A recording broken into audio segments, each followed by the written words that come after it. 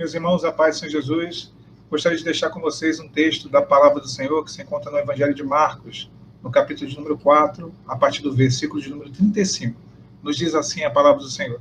E naquele dia, sendo já tarde, disse-lhe Jesus, passemos para a outra margem. A palavra fala que Jesus ele convoca os seus discípulos a atravessar o mar da Galileia. O mar da Galileia ele é um mar que ele é rodeado de uma cadeia de montanhas, pelo Monte Hermon, a cadeia de montanhas da Galileia, e do outro lado, as montanhas de Golã. E, normalmente, nesse mar da Galileia, poderia ser um dia de sol, um dia lindo. Normalmente, o tempo virava de repente. O vento que desce dessas montanhas, encurralado pelas montanhas, fazia com que esse lago de água doce, esse espelho, nada mais é do que um lago, o mar da Galileia, ele ficasse revolto. Os discípulos eles tinham conhecimento disso. Eles eram na maioria, né, eram da Galileia, eram galileus, exceto Judas, que era da Judéia, e eram pescadores. Então, para eles não havia nada de novo.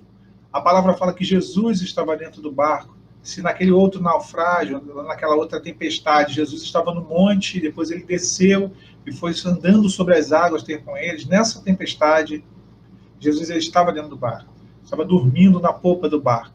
E a palavra nos diz que o mar começou a ficar revolto ao ponto de que entrou água na embarcação e os discípulos ali tentaram contornar aquela situação. Eles tentaram empregar ali força, experiência, né, o conhecimento que eles tinham como pescadores, porém nada disso resolvia. Nós sabemos que muitas das vezes na nossa vida podemos orar, jejuar, pregar toda a nossa experiência como servos e servas de Deus, e às vezes parece que as coisas só pioram. Aquele barco estava entrando em colapso, estava entrando num processo de naufrágio. E muitas das vezes isso acontece conosco. Quantas e quantas das vezes parece que devemos desistir. Nós olhamos tudo e vemos que está tudo fora do nosso controle, né? Mas o importante é de saber que pode estar fora do nosso controle, mas nada, exatamente todas as coisas elas estão debaixo do controle do Senhor. Nada está fora do controle de Deus. Todas elas estão debaixo das mãos do Senhor. E Jesus ele estava ali dentro do barco. Estava ali dentro daquele barco, dormindo, né? E é bem interessante isso. E o texto, ele nos mostra 3 perguntas ao longo desse relato, né? A gente pode observar no verso de número 38. A primeira pergunta, não te importa que pereçamos? Quando o mar começa a açoitar aquele barco, essa é a pergunta que os discípulos fazem para Jesus. Não te importa que pereçamos? No verso 40 vem a segunda pergunta, por que sois assim tão tímidos? Por que não tendes fé? É o que Jesus pergunta aos seus discípulos. E a última pergunta no verso de número 41, quem é esse que até o vento e o mar lhe obedecem? Perguntam os seus discípulos.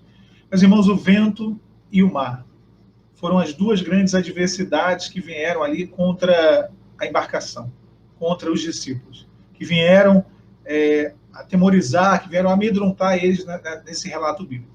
O vento é a causa e o mar é o problema. Muitas e muitas vezes nós temos esses 2 ingredientes açoitando os nossos corações, entristecendo a nossa alma, nos enfraquecendo, nos angustiando. O vento, que é a causa, e o mar, que é o problema. Jesus ele estava ali, dentro daquele barco, dentro daquela tempestade que era inesperada. Não havia nenhuma evidência de chegada daquela tempestade. Nós entramos numa situação em nossa vida, deserto, e muitas das vezes passamos por outros desertos, e passaremos por outros desertos que são inesperados. Ninguém esperava estar buscando a restauração de uma família, de um casamento, após tanto tempo de relacionamento, após tanto tempo de união, onde parecia que estava tudo bem, né?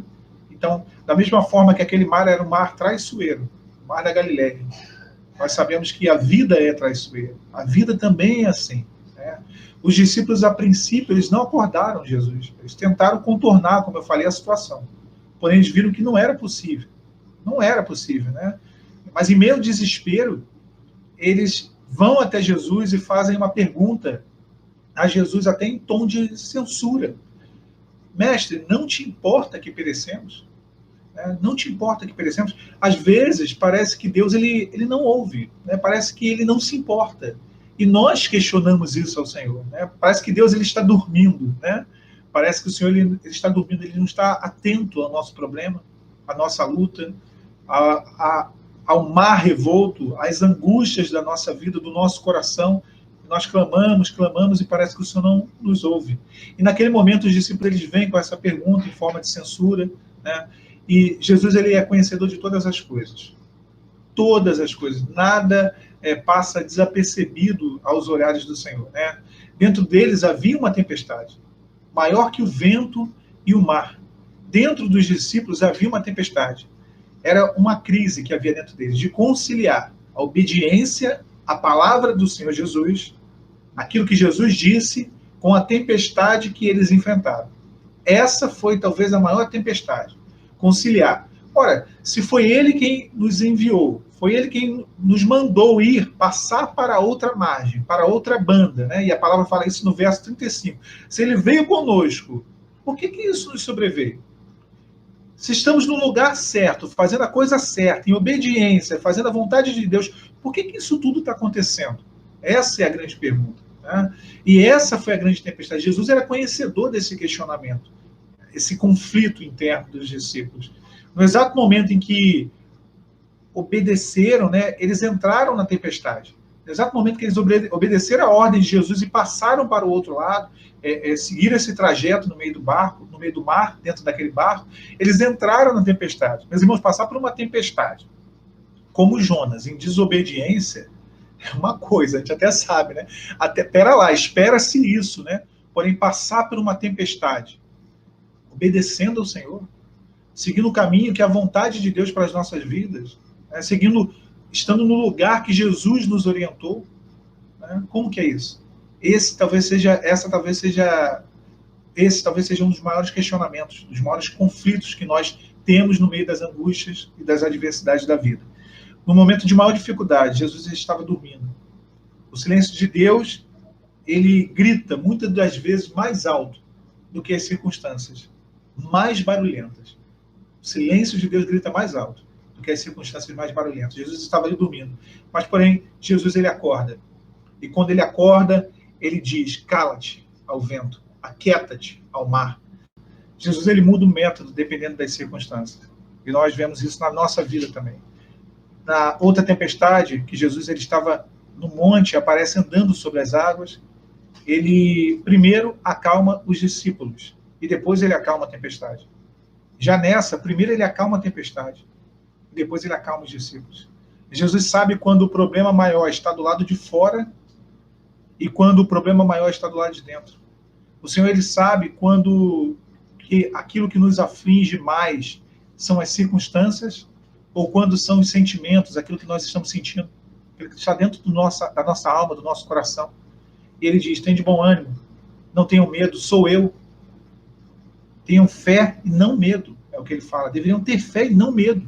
E eles deveriam sim ter fé e não medo, porque nós vemos alguns aspectos dentro disso, para que eles tivessem fé e não medo. O primeiro aspecto, havia uma promessa, de que eles chegariam no outro lado, na outra margem. Jesus ele disse no verso 35, passemos para outra banda. Então, aquele que fez a promessa, irmãos, ele é fiel para cumprir. Nós devemos ter certeza disso. Quando há uma promessa do Senhor, há a certeza de que algo será concretizado, será realizado, de que aquilo que Deus falou não cairá por terra, porque quando Deus ele promete, ele cumpre. Então, essa foi a primeira certeza, o primeiro motivo para que eles tivessem fé e não medo. O segundo, por causa da presença de Jesus. O Criador do mar e do vento, ele estava dentro daquele barco. Em João 1, verso 3, diz que todas as coisas foram feitas por ele, e sem ele nada do que foi feito se fez. A criação, ela respeita o Criador. Estava ali dentro, o próprio Criador. Então, o vento e o mar, obviamente, obedeceriam à palavra de Jesus. Então, o Senhor ele é criador de todas as coisas são sujeitas debaixo dos seus pés. Nós, muitas das vezes, nos enchemos de medo, porque esquecemos quem é que está conosco. Jesus, ele dormiu, tranquilo, porque ele sabia que tudo estava sob o controle dele. A paz não é a ausência da tempestade, mas a paz é a confiança em meio à tempestade. Jesus tinha essa confiança. Naquele momento ali, como homem também, ele tinha essa confiança, e essa confiança ele quis ensinar aos seus discípulos. Um outro motivo que nós podemos dizer, né, um terceiro motivo que podemos dizer, que não precisamos ter medo, mas sim fé, que Jesus ele tem toda a autoridade do mundo. Ele demonstrou toda a autoridade. O Evangelho de Marcos, ele, nos capítulos anteriores e posteriores, ele demonstra isso. Que Jesus, ele em Gandara, ele expulsa uma legião de demônios, de mais de 6.000 demônios. Jesus tem autoridade sobre os demônios. Jesus, ele vai até a casa de Jairo e ressuscita a filha de Jairo, ele tem autoridade sobre a morte, Jesus, ele cura uma mulher do fluxo de sangue, ele tem autoridade sobre as doenças. E Jesus, ele acalma a tempestade, ele tem toda a autoridade, porque toda a autoridade do mundo lhe foi dada.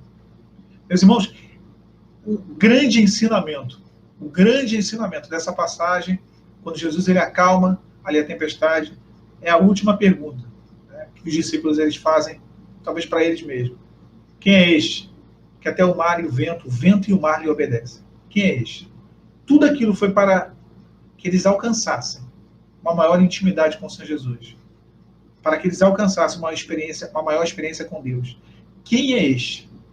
O deserto é para isso. É para que nós venhamos entender quem é este. Quem é o nosso Deus. Quem verdadeiramente Ele é. Na nossa vida e na vida dos nossos familiares, no nosso lar. Fiquem os irmãos e as irmãs com a paz de Jesus.